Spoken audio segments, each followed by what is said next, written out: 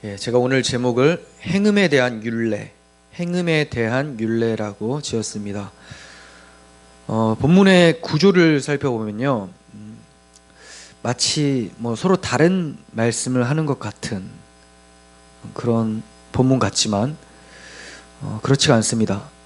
16절에서 17절까지는 처녀와 동침했을 때 어떻게 해야 되는가에 대해서 얘기를 하고 있고, 18절에서는 무당에 대해서는 어떻게 해야 되나, 그리고 19절에서는 짐승과 행음하는 자는 반드시 죽여라 이렇게 얘기하고 있고요. 20절에서 다른 신에게 제사하는 우상 숭배에 대해서 얘기를 하고 있죠. 그래서 오늘 본문의 율례를 이렇게 볼 수가 있습니다. 7계명이 간음하지 말라죠. 간음하지 말라는 내용이 담겨 있고, 또 1계명이 나 외에 다른 신을 내게 두지 말라 이렇게 볼 수가 있죠. 그래서 이러한 두 계명의 시행세칙이라고 볼 수가 있어요. 간음하지 말라, 나 외에 다른 신을 내게 두지 말라, 여기에 대한 시행세칙.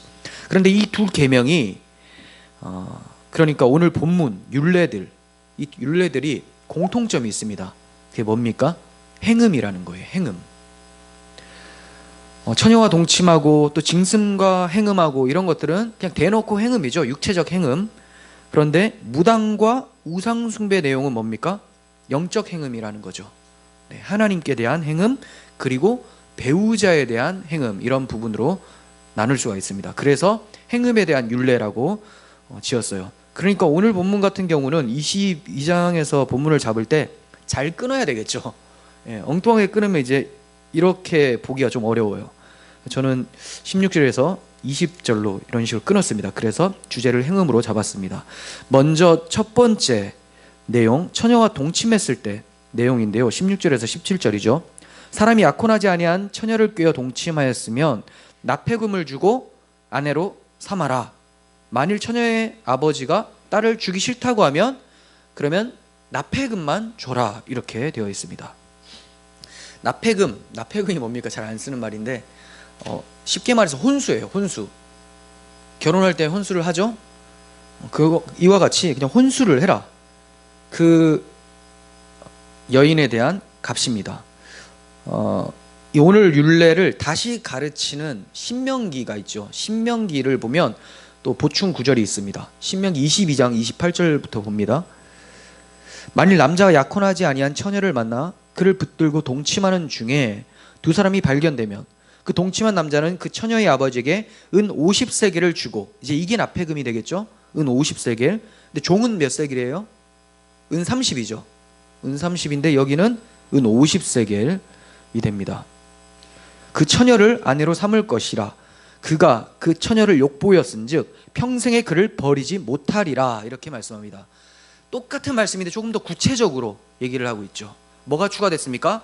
납폐금의 값이 얼마나 되는지에 대해서 은 50세겔 얘기를 하고 있고, 또 하나 평생에 그를 버리지 못하리라 라고 하면서 책임에 대해서 강조를 하고 있는 것이 나옵니다. 이런 내용이 왜 율법으로 나오는 겁니까? 왜 하나님이 굳이 율법을 만들어서 이렇게 말씀하실까요? 남자가 처녀를 좋아해서 꾀어 동침을 하게 되면 반드시 책임을 져야 된다, 이걸 강조하고 계시는 거죠. 그래서 은 50세겔이라는 말도 나오고 평생에 그를 버리지 못할 것이다 라고 강조까지 하는 거죠. 하나님께서는 한 남자에게 한 여자를 아내로 주십니다. 너무 당연한 거잖아요. 근데 오늘날에 이거 얘기하면 바보라고 해요. 우리는 이제 바보 돼야 돼요. 카운터 컬처 문화와 맞서야 되죠. 반대로 걸어가야 돼요. 왜요? 하나님의 말씀이 반대로 얘기하니까. 한 남자에게 하나님은 한 여자를 아내로 주셨습니다. 이것을 결혼이라고 하죠. 이 결혼을 내신 분이 누구냐? 사람이 만든 것이 아니요, 하나님이 만드셨다는 거예요. 하나님이 주신 이 거룩한 결혼, 그 결혼은 한 아내만 두게 되어 있습니다. 그런데 동침을 한 후에 그 여자를 책임지지 않으면 무슨 죄가 되는 거예요? 간음죄가 되죠. 그 여자를 책임지지 않고 아내로 두지 않으면 간음죄가 돼요. 왜? 앞으로 다른 사람하고 결혼할 거 아닙니까? 그러면 그 사람에 대한 간음이 되는 거죠. 결혼하기 전이라도. 그리고 이 여자도 결국은 다른 남자를 만나서 결혼하게 될 때 간음죄가 성립되게 되는 것이죠. 하나님은 오직 배우자 한 사람과의 동침을 허락하셨지 일부 다처제는 하나님의 뜻이 아닙니다. 그러면 이렇게 물으실 수가 있어요. 아니, 믿음의 조상 아브라함은 사라도 아내로 삼고 있었고 하갈과도 동침을 했었지 않습니까? 그리고 그 이후에 사라가 죽은 이후에 그두라라고 하는 후처를 또 드리지 않았습니까? 네, 그렇죠. 그렇게 했습니다. 그런데 그 질문하는 사람이 좀 생각을 해봐야 돼요. 아브라함이 그렇게 한 것과 하나님의 말씀이 오직 한 남자는 한 여자와 동침하고 아내로 삼아야 된다라는 말과 뭐가 관계가 있습니까? 아브라함이 그렇게 한 것, 아브라함은 모범의 대상이 아닙니다. 아브라함이 실수할 수 있고 넘어질 수 있어요. 왜 믿음의 조상 아브라함이라고 하는지를 잘 생각해 보셔야 돼요. 믿음이 뛰어나서 그런 데 초점이 있는 게 아니라요, 물론 믿음이 뛰어나죠, 그분이. 근데 믿음의 조상 아브라함이란 말은 이가 자기 행위로는 의롭다함을 얻지 못하고 믿음을 통해서만 의롭다함을 받을 수밖에 없는 죄인이라는 것을 전제로 깔고 있는 거죠. 믿음의 조상 아브라함은 이 사람도 죄인이다, 이 얘기예요. 근데 지금 그 믿음의 조상 아브라함도 그랬잖아요. 이게 설득력이 있습니까? 그 사람이 그랬던 말던 하나님은 그게 아니라고 말씀하시죠. 아브라함 외에 야곱도 그래요. 이스라엘이라는 야곱도 아내와 첩이 4명이 있었죠. 하지만 이것은 하나님의 뜻이 아닙니다. 하나님의 뜻은 결혼을 제정하실 때 주신 말씀에 잘 나와 있습니다. 어딜까요? 창세기 2장 21절 봅니다. 여호와 하나님이 아담을 깊이 잠들게 하시니 잠들매 그가 그 갈빗대 하나를 취하고 살로 대신 채우고 여호와 하나님이 아담에게서 취하신 그 갈빗대로 여자를 만드시고 그를 아담에게로 이끌어 오시니, 하나님이 직접 데리고 오세요. 지금 이 여자가 2명입니까? 1명이죠. 1명 싹 데리고 오세요. 아담이 이르되 이는 내 뼈 중에 뼈요 살 중에 살이라. 이것을 남자에게서 취하였은즉 여자라 부르리라 하니라. 이러므로 남자가 부모를 떠나 그의 아내와 합하여 둘이 한 몸을 이룰지니라. 둘이 한 몸이에요.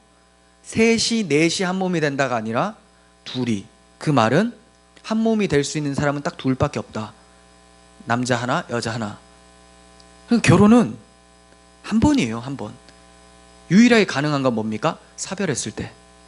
또 아니면 다 간음죄가 되는데 뭐만 간음죄 성립 안 되느냐? 독신만 성립이 안 되고 사별했을 때만 가능하고, 그 로마서 7장에 나오죠. 죽었을 때는 그때는 자유롭게 된다, 이렇게 나옵니다. 모세오경에도 나오고요. 그러니까 오직 한 사람만 하나님께서 아내로, 남편으로 주셨다는 거예요. 말라기서도 보겠습니다. 말라기 2장 14절 보시면요, 너희는 이르기를 어찌 됨이니까 하는도다. 이는 너와 내가 어려서 맞이한 아내 사이에 여호와께서 증인이 되시기 때문이라. 아내와 나 사이에 여호와께서 증인이라고 해요. 그러니까 여기서 뭔가 삐걱거리면 증인이 보고 있다는 거죠. 자, 뭡니까? 그는 내 짝이요 너와 서약한 아내로되 내가 그에게 거짓을 행하였도다. 간음을 행하였다, 이 말입니다. 그에게 영이 충만하였으나, 하나님은 영이 충만해서 1명, 2명, 3명 다 만들 수 있는 능력은 있다. 그런데 하나님이 오직 하나를 만들지 아니하셨느냐? 어찌하여 하나만 만드셨느냐? 이는 경건한 자손을 얻고자 하심이라. 그러므로 내 심령을 삼가 지켜 어려서 맞이한 아내에게 거짓을 행하지 말지니라. 자, 이 본문은 이스라엘 백성들이 본처를 버리고 우상 숭배를 즐겨하던 이방 여인들을 아내로 삼는 것에 대해서 하나님이 책망하시면서 하시는 말씀이에요. 배우자로 오직 1명만 두셨다고 하죠. 능력이 없어서가 아니라 그걸 하나님이 원하셨다는 거예요. 경건한 자손을 얻기 위해서. 그러므로 처녀와 동침을 하였다면 그 여자를 아내로 삼아서 끝까지 책임져야 된다라고 얘기를 하고 있는 거죠. 그렇지 않으면 앞으로 배우자가 될 사람에게 간음죄를 짓는 것이 되고, 하나님께서 제정하신 거룩한 결혼의 의미를 저버리는 하나님 앞에서의 죄가 되는 거예요. 자, 사람들 사이에서는 간음죄, 배우자에게는 간음죄, 하나님께 대하여는 율법을 범한 죄가 되죠. 결혼도 하나님의 제도니까 범한 죄가 됩니다. 여기에는 문화나 시대의 흐름 같은 말은 성립되지가 않습니다. 뭐 요즘 시대가 어느 시대인데 요즘 트렌드가 이런 거 아니냐? 그게 뭔 상관입니까? 우리는 그리스도인이죠. 그리스도만이, 하나님만이 우리의 표대가 되어주시고 우리의 나침반이 되어주시는 분이에요. 하나님 말씀하셨으면 그것이 진리고 이것을 지키지 못한 인간이 죄인일 뿐이에요. 지키지 못한 우리가 죄인인 것이지 이 진리가 변하는 건 아니라는 거죠. 불변하는 하나님의 뜻을 상황, 문화, 시대 흐름에 따라 변질시켜서는 절대로 안 됩니다. 그렇다면 또 이렇게 말하는 사람이 있을 수가 있어요. 비록 결혼 전에 동침을 했지만 아내로 맞이했습니다. 그러면 간음죄를 저지른 게 아니지 않습니까? 저는 책임을 졌거든요. 이해가 되시죠? 결혼 전에 동침을 했지만 난 책임지고 결혼했어요. 그러니까 난 간음죄 안 지은 거잖아요. 또는 이렇게 질문할 수 있습니다. 어차피 결혼할 거니까 동침해도 괜찮겠죠. 어차피 결혼할 거니까. 죄입니다. 간음죄는 아닐 수가 있어요. 결국 결혼을 했다면 간음죄는 아닐 수가 있겠지만 무슨 죄입니까? 교만죄예요. 교만죄. 이들은 동침할 당시 부부가 아니었습니다. 그런데 하는 말이 결혼할 거니까 괜찮아 라고 하죠. 그거는 자신이 결혼을 할 수 있을지 아닌지를 100% 확신하고 주장한다 이 말이죠. 그러니까 인생의 주인이 자기가 돼버린 거예요. 하나님이 허락하시면, 하나님이 이끄시면 이런 게 없고 내가 다 결정한다. 아니 자기가 어떻게 하나님이 아닌데 어떻게 모든 걸 다 할 수 있습니까? 내가 반드시 결혼을 하겠다라고 했지만 그 여자가 죽을 수도 있고 내가 죽을 수도 있고 그 여자가 갑자기 변심해서 다른 사람한테 갈 수도 있고 뭐 어떤 상황이 벌어질지 알 수가 없어요. 근데 어떻게 내가 결혼할 거니까 괜찮아 라고 할 수 있겠습니까? 결국 하나님이 우리의 인생의 주관자인데 자신이 주관자인 것처럼 생각하는 교만죄를 범하게 되는 거죠. 그러므로 결혼을 했더라도 그러한 생각을 가지고 동침한 것 자체가 이미 하나님께 죄를 범한 것이 됩니다. 이 율례는 아내에 대한 책임을 강조하는 것이지 혼전 성관계를 용인하는 게 아니라는 것을 아셔야 돼요. 이런 본문을 보면서 괜찮겠네라고 하는 사람들이 참 많습니다. 하지만 초점은 그게 아니에요. 하나님께서 이혼 허락하시죠. 근데 이혼 허락하는 게 하나님의 뜻이 아니잖아요. 워낙 악하니까 모세가 너희가 이혼 징서를 써서 내보내라라고 한 거지. 이것도 마찬가지예요. 너희가 워낙 악하니까 무조건 책임지라는 데 초점이 있는 거지 결혼 전에 동침하는 거 괜찮다를 얘기를 하는데 초점이 있는 것이 아니라는 것을 아셔야 돼요. 그렇다면 왜 하나님께서 굳이 율례까지 주면서 책임지라고 말씀을 하실까요? 항상 반대로 생각하면 되죠. 하나님이 책임지라 하시는 이유는 책임 안 지는 것이 인간의 본성이기 때문에 그래요. 안 지는 것이 습관이에요. 습관. 이스라엘 민족이나 인간의 역사를 보면 범죄 이후에, 그러니까 아담의 타락 이후에 모든 인간은 자기 중심적으로만 살아갑니다. 사랑도 다 자기 중심적이에요. 하나님의 뜻에 대한 관심이 전혀 없습니다. 이런 모습이 사무엘하 13장에 다윗의 아들 암논과 또 다윗의 딸 다말 사건을 통해서 잘 나타납니다. 말씀을 드리면 다윗의 아들 암논이 이복 여동생, 여러분 잘 아시는 압살롬의 여동생이에요. 여동생 다말을 사랑해서 병이 났어요. 그러니까 이복 여동생을 보고 사랑해서 병이 났습니다. 너무 예뻤나 봐요. 이때 간교한 사촌 요나답이 있습니다. 이 요나답이 여자를 취할 수 있는 방법을 알려줍니다. 그러니까 마귀 같은 그런 놈이죠. 암몬이 아픈 척 누워 있으라고 하는 거죠. 그리고 누워 있을 때 이제 누워 있습니다. 누워 있으니까 다윗 왕이 아들이 아프니까 찾아왔어요. 괜찮냐? 그랬더니 너무 힘들다. 내가 지금 회복할 수 있는 길은 내 동생 다말이 나에게 과자를 구워서 가지고 오면 내가 그거 먹고 힘이 날 것 같습니다 라고 왕에게 얘기를 하니까 이 다윗 왕이 그래 알았다. 내가 동생 보내주마 해서 다말아 오빠 아프니까 가봐라 라고 했어요. 가서 이제 과자를 가지고 왔는데 먹지를 않아요. 그래서 좀 조금이라도 더 드시라고 하니까 조금이라도 먹으라고 하니까 먹지를 않습니다. 그러면서 암논이 하는 말이 네가 네 손으로 나의 입에 먹여주면 그때 내가 회복이 될 것 같다. 그래요. 참 별짓을 다 하죠. 그리고 다른 모든 사람들은 신하들은 다 물러가게 합니다. 그래서 다말이 이제 가지고 와서 입에 넣어주려고 하는데 그때 탁 잡아가지고 이제 강간을 해버린 것이죠. 악하죠, 악해. 그런데 문제는 뭡니까? 분명히 암논이 너무 사랑해서 병이 났다고 하거든요. 근데 그렇게 동침한 후에 이전에 사랑했던 것보다 더 미움이 커졌다라고 해요. 사랑이 엄청 컸는데 미움이 더 커져 버렸다, 이렇게 얘기를 합니다.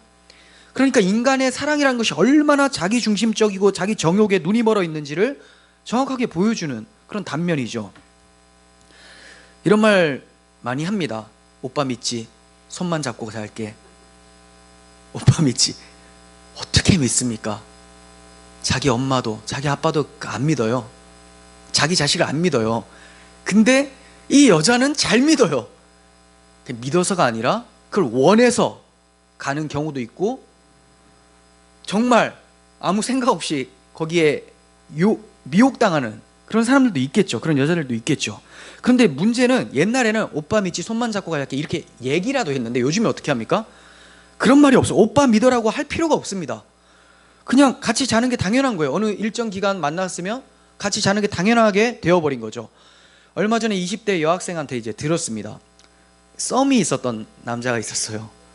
근데 헤어지게 됐답니다. 왜 헤어지게 됐냐라고 물었더니 이 여학생이 그 남자애한테 이제 나는 혼전순결입니다라고 얘기를 했어요. 그랬더니 하는 말이 만나지 말자. 깔끔하죠, 아주. 만나지 말자. 정말 다행입니다. 정말 다행이에요. 이런 놈을 만났으면 다말의 처지가 될 뻔했죠. 그 전에는 그렇게 잘해줬대요. 너무 잘해줬는데 그 말을 하자 바로 이별 통보. 그러면 이놈이 생각하고 있었던 건 뭡니까? 오직 하나, 동침하는 것밖에 없어요. 그거밖에 없었던 거예요. 자기 욕정을 채우려는 것. 그러므로 이러한 정욕에 이끌려서 처녀를 건드리지 못하게 하기 위해서 본문에 율례가 있는 것이죠. 동침을 했으면 결혼을 해라. 워낙 악하니까 하나님이 다 아세요. 하지 말라 해도 할 거 알아요. 그냥 했으면 결혼해라. 근데 결혼도 안 해요. 그러니까 얼마나 인간들이 악합니까?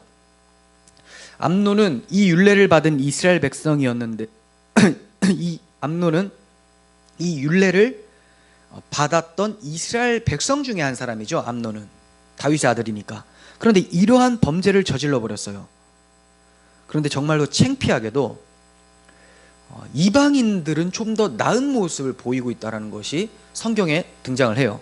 그게 뭐냐? 여러분 잘 아시는 창세기에 디나라고 하는 야곱의 딸이 있는데, 이 딸이 세겜 사람들을 구경하러 갔다가 이 하몰의 아들 추장 세겜의 눈에 띄게 되고 세겜이 디나를 딱 보고 첫눈에 반해버린 거예요. 그래서 그를 강간해버립니다. 그녀를 강간합니다. 그런데 세겜이 강제로 욕을 보이고 난 후에도 디나를 너무너무 사랑을 합니다. 그래서 디나를 위로해주고 아버지한테 가서 내 아내로 꼭 삼게 해주세요 라고 얘기를 합니다. 그랬더니 이 아버지 하몰이 그래 잠깐 기다려봐, 내가 이 디나의 아버지 야곱한테 찾아가서 한번 협상을 해볼게 해서 이제 찾아가는 것이죠. 그래서 하몰이 야곱에게 와서 디나를 자기 아들의 아내로 준다면 어떤 혼수라도 다 주겠다. 납폐금이죠. 다 주겠다. 은 50 정도가 아니에요. 다 주겠다 이렇게 얘기를 해요. 그러자 야곱의 아들들이 이 말을 듣고 할례를 행하면 허락해 주겠다 이렇게 얘기해요. 이스라엘 백성이 된다면, 할례니까 이스라엘 백성이 된다면. 그때 얘기했죠. 왜 야곱이 아무 말 못했나? 야곱은 이미 집에서 신뢰를 다 잃었어요. 이 주권이 없습니다. 그래서 아들들이 지금 기고만장한 상태, 아빠는 꿀먹은 벙어리가 돼서 아무 말도 못하고 있고, 이 아들들이 할례를 행하면 결혼 허락하겠다라고 합니다. 그리고 할례를 행합니다. 세겜 사람들이. 그러니까 가장 고통스러운 3일째 되는 때에 이 디나의 오빠 시몬과 레위가 그들을 공격해서 남자들을 다 죽이고 다른 형제들도 노략해서 데리고 와버리죠. 하나님이 주신 다른 형제들도 함께 노략을 해서 다 가지고 와버립니다. 하나님이 주신 할례 언약, 귀한 할례 언약을 사람을 속이고 죽이는 데 사용을 했죠. 암논 생각해 보세요. 얼마나 악합니까? 사랑했지만 그건 사랑이 아니었고 집착이었음을 이후에 더 미워하는 것을 통해서 보여지게 되죠. 그리고 여기서는 할례 언약이란 귀한 하나님의 언약을 사람 속이고 죽이는 데까지 사용하고, 그런데 반면 세겜은 엄청 사랑해서 죽기까지 사랑을 해버린 것이죠. 물론 그가 그렇게 그 디나를 강간한 사건은 잘못된 것이지만 적어도 암논보다는 나았다는 거예요. 암논. 이름도 이상해요. 암논. 암논 이상합니다. 그러니까 이스라엘 백성들이 뭐 이방 사람들보다 착해서 좀 낫다, 뭐 그래서 하나님께서 택했다라는 말이 전혀 성립이 되지가 않죠. 오히려 너무 악하기 때문에, 그리고 너무 보잘것없기 때문에, 외형적으로 능력이 아무것도 없기 때문에 하나님께서 택했다라는 것을 알게 돼요. 그건 왜 그렇습니까? 이렇게 악하고 보잘것없는 자, 이런 자를 하나님이 아내로 삼아 주셨지만 이들은 끝까지 배신하고 하나님을 저버리지만 하나님은 그 아내를 끝까지 책임지신다라는 것을 보여주고 계신다는 거죠. 그래서 이스라엘 족속을 택하신 거예요. 예레미야 31장 새 언약에 대해서 좀 봅니다. 31절 여호와의 말씀이니라. 보라, 날이 이르리니 내가 이스라엘 집과 유다 집에 새 언약을 맺으리라. 이 언약은 내가 그들의 조상들의 손을 잡고 애굽 땅에서 인도하여 내던 날에 맺은 것과 같이 아니할 것은, 내가 그들의 남편이 되었어도 그들이 내 언약을 깨뜨렸음이라. 여호와의 말씀이니라. 그러나 그날 후에 내가 이스라엘 집과 맺을 언약은 이러하니 곧 내가 나의 법을 그들 속에 두고 그들의 마음에 기록하여 나는 그들의 하나님이 되고 그들은 내 백성이 될 것이라. 여호와의 말씀이니라.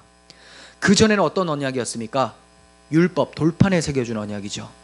돌판, 계명입니다. 이 돌판을 줬더니 얘네들이 지키겠다고 합니다. 근데 지켜내지 못하는 것을 하나님께서 그대로 보고 계시는 거죠. 그러자 하나님께서 뭐라고 하십니까?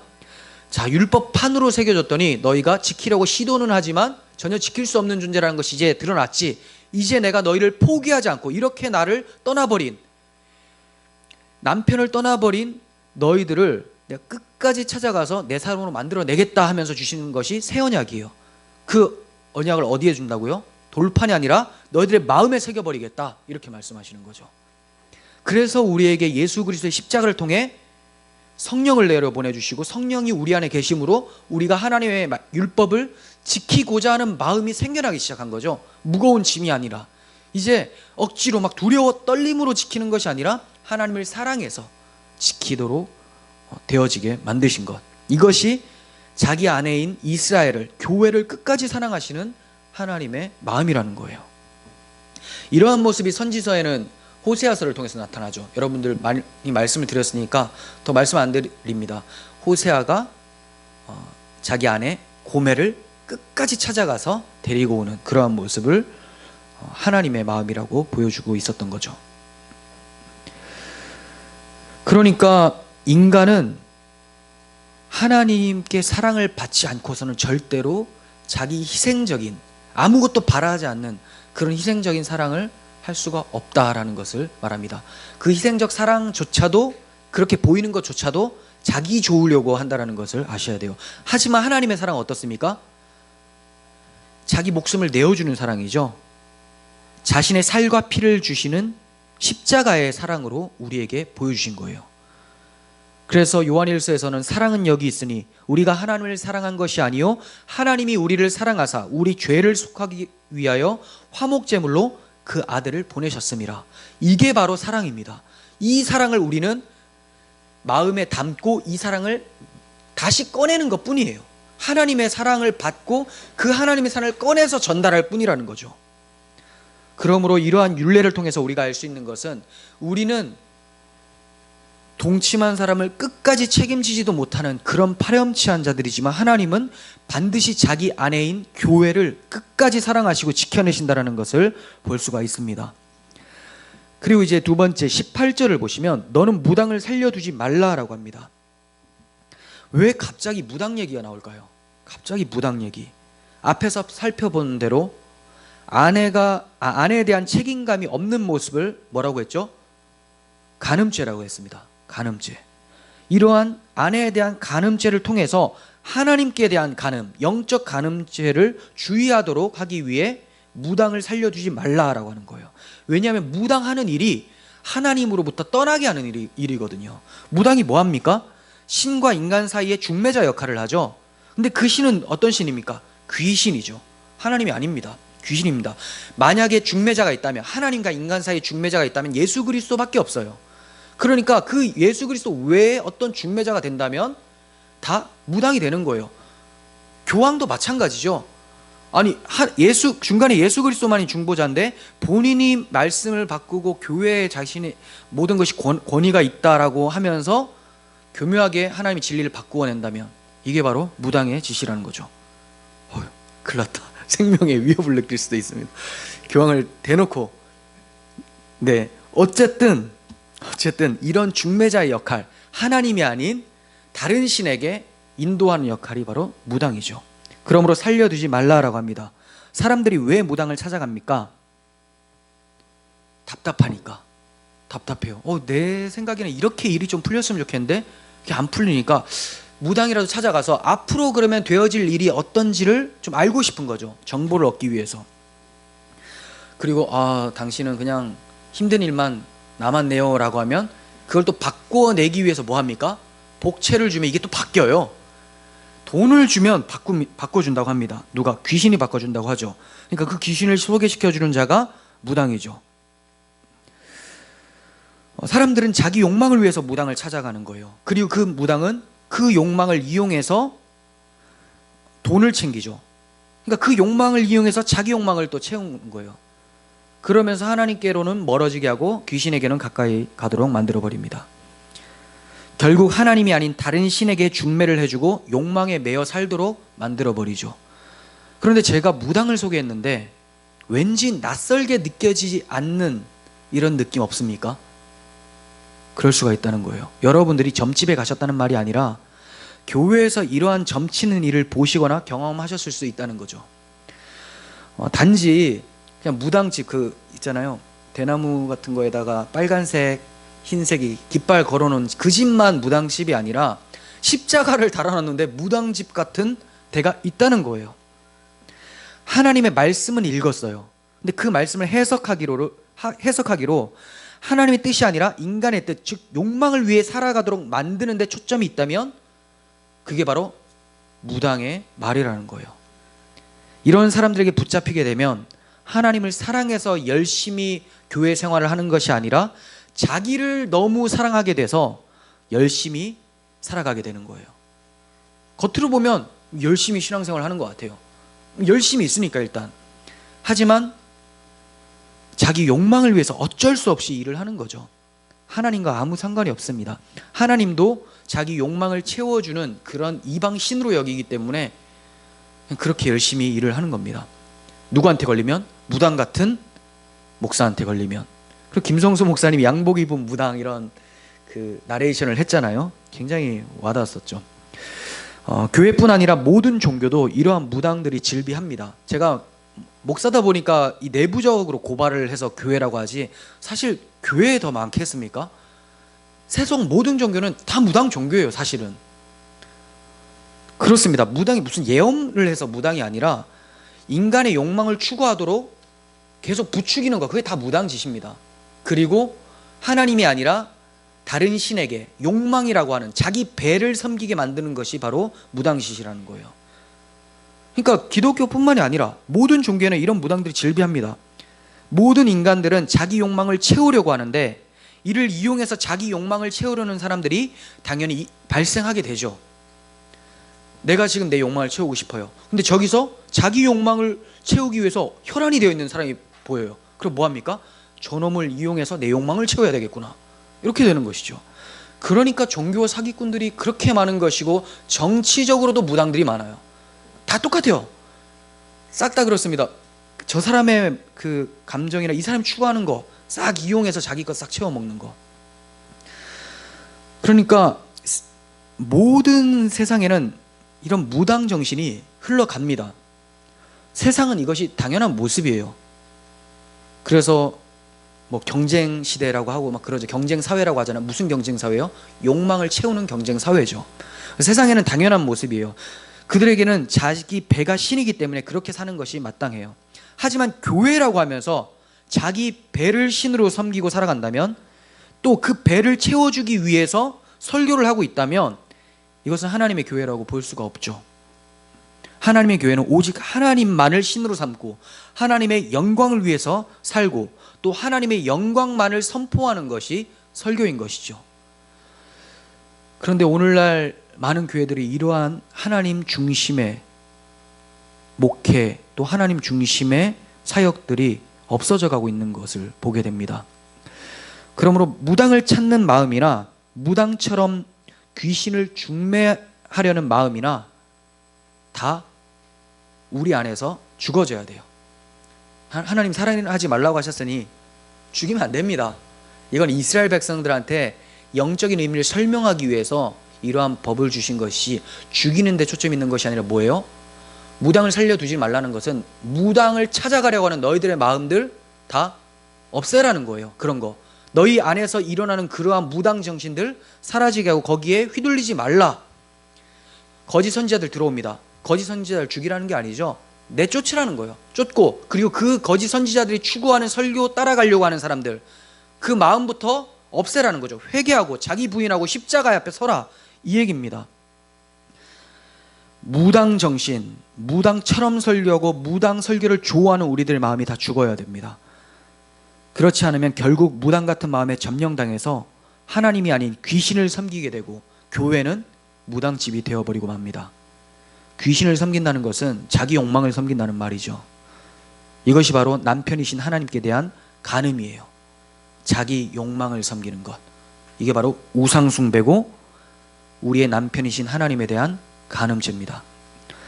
세 번째 19절 그리고 20절도 함께 보겠습니다. 19절 보시면 짐승과 행음하는 자는 반드시 죽일지니라 라고 하고 20절에서는 이방신에게 제사하면 멸해라 이렇게 얘기하고 있죠.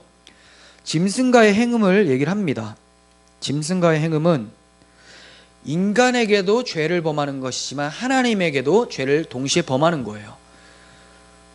인간에게 범한 죄라고 하는 것은 간음죄입니다. 계속 간음죄가 나와요. 왜 그렇습니까? 배우자를 두고 짐승을 배우자로 삼았기 때문에 배우자가 될 수가 없죠. 근데 동침할 수 있는 것은 배우자뿐인데 짐승과 동침을 했으니까 누구하고 같아지기를 원하는 거예요. 누구와 한 몸을 이룰지라 짐승과 한 몸을 이룰지라가 돼버린 거죠. 근데 이게 문제가 있어요.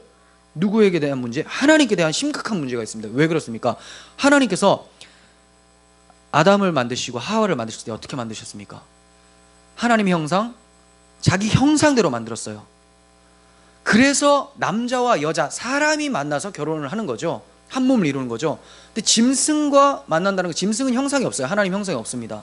그러니까 하나님의 형상을 버려버리고 나는 짐승의 형상을 따르겠습니다라는 신앙 고백이 되어버리는 거죠. 죄가 됩니다. 엄청난 죄가 돼요. 거룩한 결혼을 짐승과의 행음을 통해서 짓밟은 죄죠. 짐승은 배우자가 결코 될 수가 없습니다. 창세기 2장 20절 보시면 아담이 모든 가축과 공중의 새와 들의 모든 짐승에게 이름을 주니라. 아담이 돕는 배필이 없으므로 라고 합니다. 이상하지 않습니까? 만약에 짐승과 행음, 짐승이 배우자가 가능했다면 하나님께서 굳이 하와를 데리고 올 필요가 없습니다. 근데 왜 그래요? 아담도 자기가 딱 봤더니 하나님의 형상을 담은 짐승이 아무도 없거든요. 공허함, 독처하는 것이 좋지 못하니 내가 아내를 주겠다라고 말씀하시는 거죠. 하나님께서 허락하시는 대로 우리는 행하면 되는데 시대는 변해서 인권을 보호해야 된다 하면서 요즘 짐승까지는 아직 안 갔어요.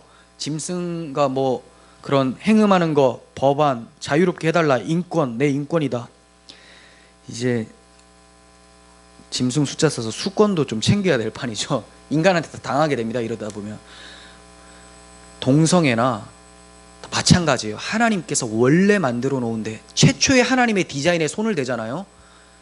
큰일 납니다. 하나님 앞에 큰 죄를 범하게 됩니다.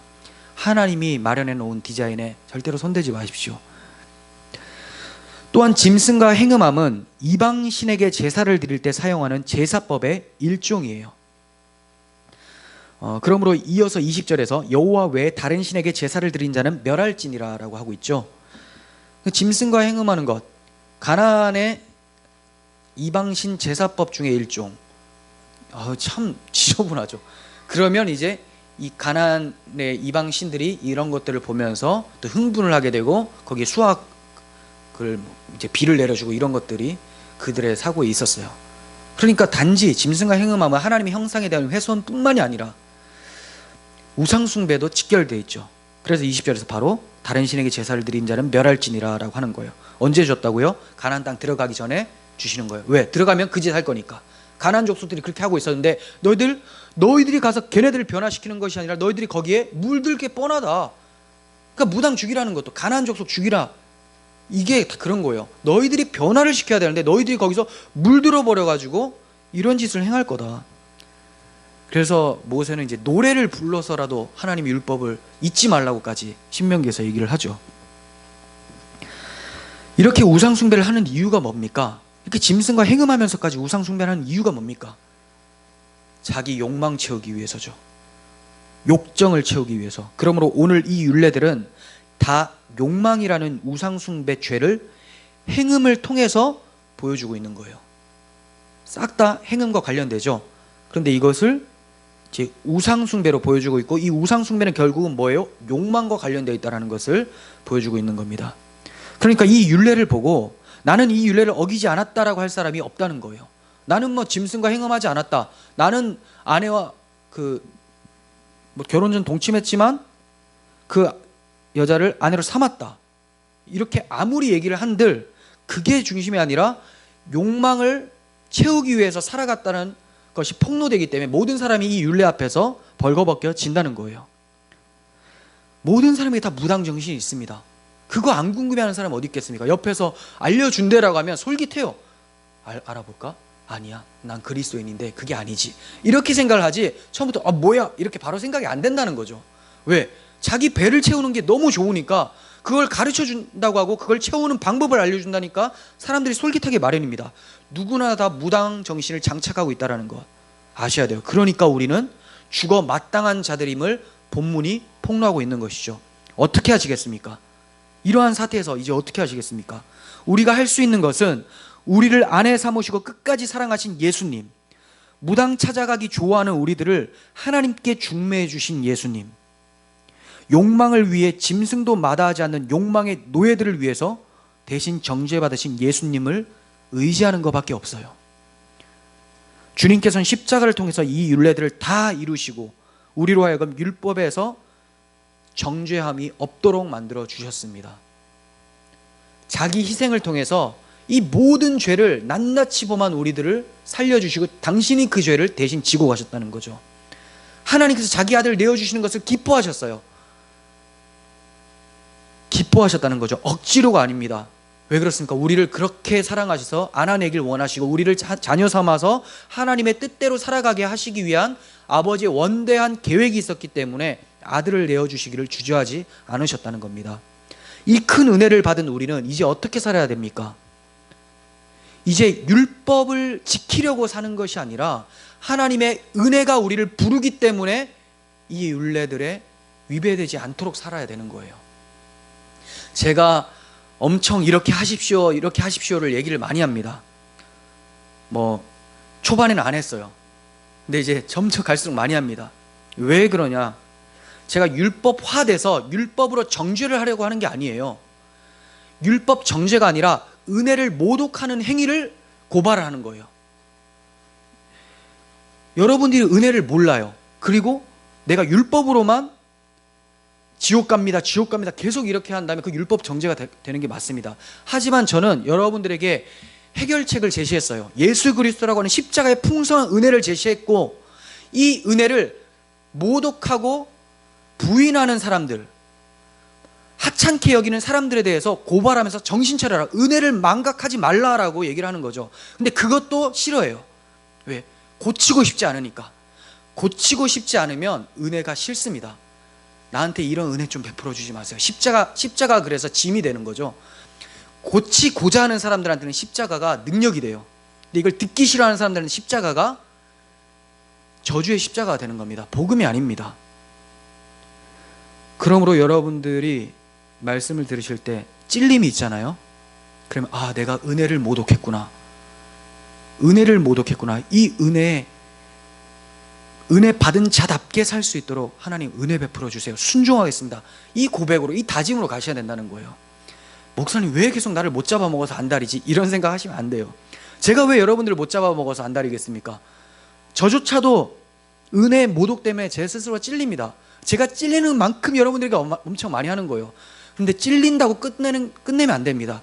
찔렸으면 바뀌어야죠. 그래야지 은혜에 대한 모독이 아닙니다. 자, 그래서 어떻게 살아야 되는지 정리하면서 말씀을 드립니다. 첫 번째, 결혼을 신성한 것으로 여기십시오. 특히 아직까지 결혼하지 않으신 청년들 경우에는 더 그렇습니다. 뭐 결혼한 사람도 마찬가지죠. 결혼 후에도 간음을 할 수 있고 결혼 전에도 간음을 행할 수가 있습니다. 이런 부분에서 깨어 있어야 됩니다. 왜냐하면 하나님께서는 결혼을 통해서 우리의 남편이신 하나님이 우리를 어떻게 사랑하시는지를 잘 가르쳐 주시기 위해서 이 결혼 제도를 우리에게 내셨다는 거예요. 그런데 이 결혼 제도를 우리가 무시한다면 하나님과의 관계에서도 당연히 은혜를 받을 수가 없다는 것을 아셔야 되죠. 두 번째, 무당을 찾는 일을 금해야 합니다. 교회에서 예수님을 믿으면서 무당 찾는 사람들은 없을 거예요. 우리 교회에서. 큰 교회에서는 많이 있다고 합니다. 뭐 워낙 많으니까 확률적으로 그렇겠죠. 우리 교회가 뭐 괜찮아서 그런 게 아니에요. 숫자가 적으니까 확률이 없는 거지. 대형 교회에서 무당 찾는 사람들 많이 있다고 합니다. 단순히 점집에만 가지 않는 것만을 얘기하는 게 아니에요. 교회 안에서 무당짓 하는 것을 금하고 설교자죠. 그리고 교회 안에서 뭐 집사, 장로님 이런 사람들도 무당짓 합니다. 뭐 조금만 뭐 자기 위치가 되거나 아니면 신비적인 체험만 하면 바로 무당짓 탁 튀어나와요. 이런 거 금하시고 또 이러한 무당적인 것들을 좋아하는 것들을 금하시기를 바랍니다. 하나님으로부터 멀어지는 지름길이라는 것을 아시고 깨어서 경성하시길 바랍니다. 세 번째, 짐승과 행음하는 것을 금하십시오. 물론 우리 사회에서 짐승과 행음하는 것을 보기 어렵죠. 그리고 우상 숭배 자체도, 이방신에게 제사 지내는 것 자체도 짐승과 행음하는 것 접하기도 어렵습니다.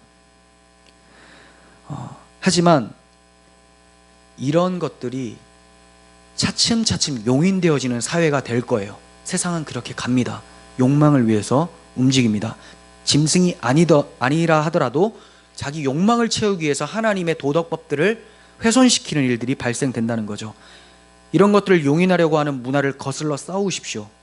하나님께서 남자와 여자를 만드시고 혼인을 내셨습니다. 이러한 창조 원리를 거스르면서 자기 육체의 욕망을 채우려고 시도하는 그런 죄악을 금하시고 우리뿐만이 아니라 모든 인류가 참된 결혼을 하고 하나님을 알아가는 데 도움이 될 수 있도록 우리가 앞장서야 된다는 거예요.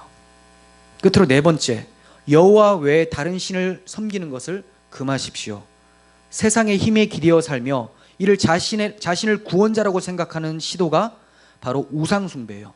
세상 힘을 의지하고 내가 내 인생의 주관자다. 이거보다 더 분명한 우상 숭배가 어디 있습니까? 하나님을 이렇게 무시할 수 있는 처사가 또 어디 있겠습니까? 신부는 신랑이신 하나님만을 의지하면서 살아가야 함이 마땅합니다. 이렇게 은혜를 모독하지 않고 오히려 은혜가 우리 가운데 능력이 되는 그런 삶이 되어지기를 간절히 소원합니다. 기도하겠습니다. 날마다 우리에게 은혜를 허락하시는 하나님, 그 은혜 앞에서 그 은혜를 모독하고 나는 여전히 죄인이니까 하나님 이해해 주세요라고 하는 그런 파렴치한 모습을 많이 보입니다. 주님 은혜에 반응하는 자가 되게 하여 주시옵소서. 저희들의 능력이 아니라 하나님의 은혜임을 믿고 고백합니다. 성령께서 은혜 베풀어 주시고 그 은혜에 움직일 수 있는 능력 허락해 주셔서 하나님의 자녀답게 살 수 있도록 도와주시옵소서. 부족한 신부를 죽기까지 사랑하시고 책임져 주시는 그 하나님의 사랑을 잊지 않는 저희들이 되게 하여 주시옵소서. 예수님의 이름으로 기도합니다. 아멘.